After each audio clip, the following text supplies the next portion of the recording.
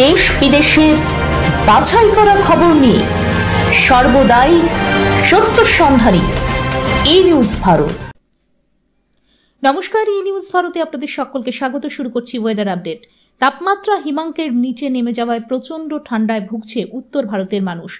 8 থেকে 10 জানুয়ারি পর্যন্ত উত্তরপ্রদেশের কিছু অংশে শৈত্যপ্রবাহের সতর্কতা জারি করা হয়েছে।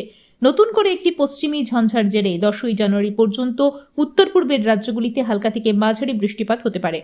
আবহাওয়া দপ্তর সূত্রে খবর, দেশের বহু জায়গায় ঘন কুয়াশার সম্ভাবনা রয়েছে। হিমালয় সংলগ্ন পশ্চিমবঙ্গ এবং সিকিমে বরফপাতের সতর্কতা জারি করা হয়েছে। পরপর পশ্চিমী ঝঞ্ঝায় আটকে রয়েছে শীত। উত্তরে হাওয়াও আসতে পারছে না, বাড়ছে পূবালি হাওয়ার দাপট। সঙ্গে বঙ্গোপসাগর থেকে জলীয় বাষ্প, এর প্রভাবেই উষ্ণতা স্বাভাবিকের উপরে। রাতের তাপমাত্রা আজ এবং কাল নামবে তাপমাত্রা, আগামীকাল আরও একটু কমবে কলকাতার তাপমাত্রা। শুক্রবারের মধ্যে স্বাভাবিকের কাছাকাছি নেমে আসবে পারদ।